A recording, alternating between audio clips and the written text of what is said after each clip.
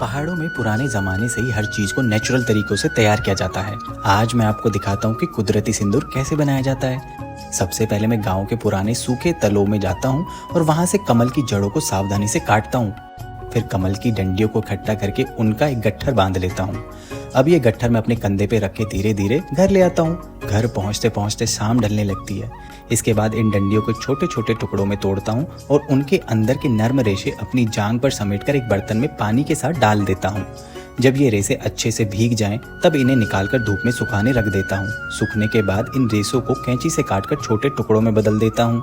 अब अगली सुबह मैं लेता हूँ एक छोटी मटकी, उसमें डालता हूँ अरंडी का तेल, उसमें डालता हूँ सिचुआ मिर्च और अंजलिका की सूखी जड़ें। इन सभी को अच्छे से पकाता हूँ। पकने के बाद इस तेल को मखमल के कपड़े से छानकर एक मटकी में भर देता हूँ और कपड़े को बंद कर देता हूँ। फिर किसी शांत और ठंडी जगह पर मिट्टी खोदता हूँ और उस मटकी को जमीन में गाड़ देता हूँ।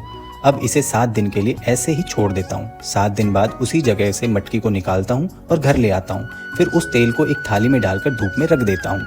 अब मैं लेता हूँ सीवर के बीज, इन्हें कूटता हूँ और महीन पाउडर बना लेता हूँ। फिर उस पाउडर में पानी डालकर एक गाढ़ा घोल तैयार करता हूँ।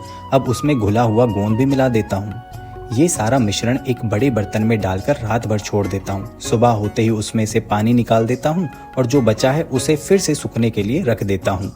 जब ये सूख जाए तो उसे बारीक छानकर उसका पाउडर अलग कर लेता हूँ। अब उस पाउडर में डालता हूँ 3 चम्मच अरंडी का तेल, फिर मिलाता हूँ 1 चम्मच बोर्नियोल, कस्तूरी, मोती पाउडर, हरताल, सुलेमानी और केसर का पाउडर। इन सभी को अच्छे से मिक्स कर लेता हूँ। अंत में सोने की पन्नी डालता हूँ और धीमे धीमे उसे भी मिला देता हूँ। अब इन सूखे कमल रेशों को इस पेस्ट में मिलाकर एक डंडी से धीरे धीरे चलाता रहता हूँ। 4 घंटे की हल्की धूप में रखने के बाद यह मिश्रण पूरी तरह तैयार हो जाता है। अब इस सिंदूर को एक सुंदर सी डब्बी में भर लेता हूँ। तो दोस्तों, हमारा नेचुरल, सुगंधित और पारंपरिक सिंदूर बनकर तैयार है।